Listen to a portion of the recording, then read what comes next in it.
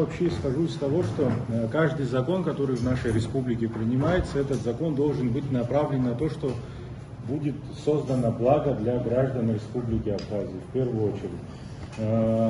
Потому что это государство в первую очередь создавалось с целью того, чтобы благоденствие было для наших граждан, для абхазцев в первую очередь. Я вот как раз таки по закону, по тексту самого закона пытаюсь аргументы против и выстроить. Да? Я не хочу его критиковать полностью, но вот так по порядку попытаюсь. Вот статья 4, да, пункт 9. Апартаменты не могут быть предоставлены лицам, нуждающимся в жилых помещениях с целью улучшения их жилищных условий. Ну, у меня вот вопрос из этого исходит. То есть мы уже слово анклав услышали как-то недавно, да? Ну и, соответственно, на территории, где будут застроены апартаментами и апарт-отелями, да, у нас создаются анклавы. Ну и в этой связи у меня возникают следующие вопросы. Почему на территории, где будут строиться апартаменты, у нас не предусмотрена возможность выделения как раз-таки гражданам Республики Абхазия, нуждающимся в улучшении жилищных условий, там не будут предоставляться жилые помещения. Почему именно так? Почему вся нагрузка, ну, финансовая, социальная.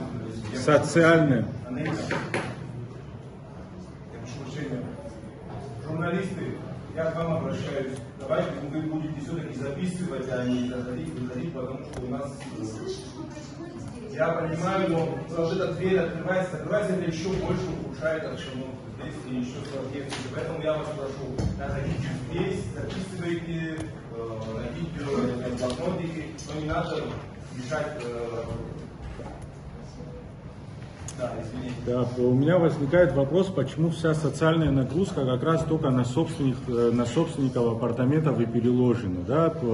Почему застройщики, например, не должны строить, ну не знаю, в каком-то процентном соотношении, это сейчас не про цифры, да, жилье для вот как раз таки, ну, социальное жилье для нуждающихся, например, да. Также у меня вопросы возникают. Застройщик нет социальной нагрузки. Да, конечно, в первую очередь, да, потому что вся социальная нагрузка только на собственников апартамента, вот этот сбор там 1000 рублей и плюс ну, вот коэффициенты, которые зонально у нас распределены.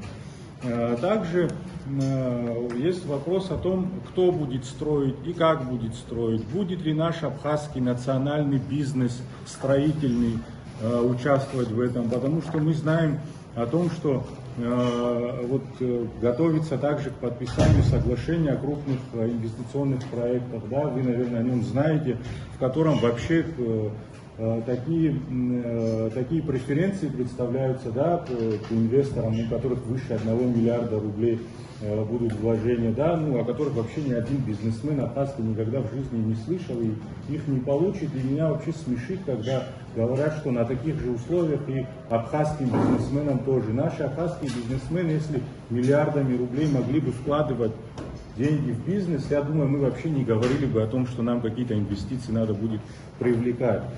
Вот. Также мне вот я это все говорю к тому, что именно гражданам Абхазии, что польза была, да?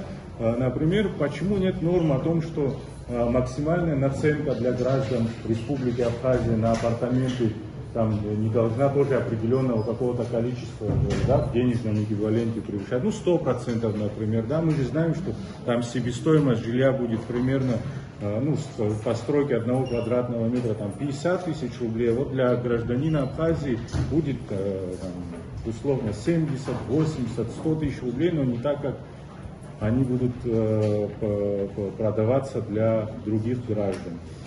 Также вот мы о поправках, когда говорим, предлагайте поправки, нам говорят. Вот были предложены самые первые поправки в этот законопроект, да, они президентом были предложены. Это 2 поправки, это поправка по гражданству и ВНЖ, и вторая по сбору за владение апартаментами.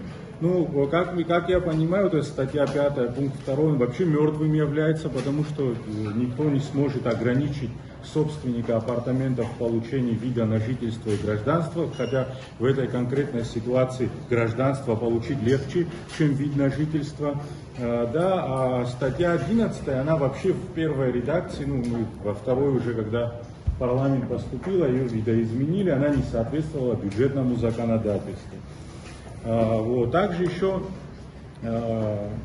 есть такой момент, представитель Амсахары говорил об этом, вот социальная направленность, например, если бы тоже в законе была бы там ветераны войны и так далее, да, это было бы возможно. Также вот у меня возникает вопрос, об этом тоже говорили, почему расчет ведется там из 20 квадратных метров.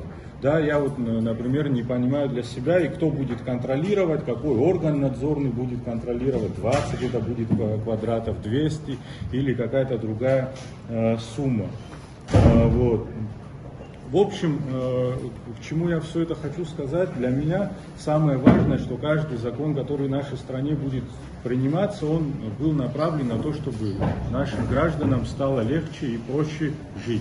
Данный закон, по моему глубокому убеждению, не направлен на благосостояние, улучшение благосостояния наших граждан.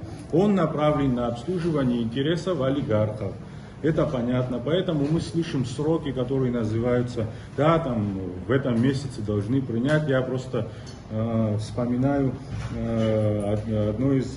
одну из инспекционных поездок, да, заместитель правительства Российской Федерации был, ему обозначали, что в сентябре уже начнут строительство от Москва-Резорт объекта.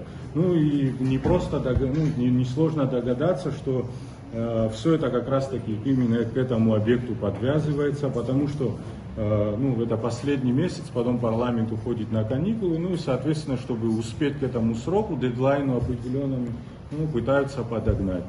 Вот это в принципе все, что я хотел сказать. Я Дауру Витальевичу раньше сказал, мы выступаем, АНД выступает против принятия закона этого в принципе, да, потому что этот закон, еще раз повторяюсь, не направлен на улучшение благосостояния граждан Республики Абхазия. Я вот депутатам парламента хочу обратиться, вот это наше консолидированное мнение, в принципе, почти все выразили такое же мнение. Спасибо. Вы против?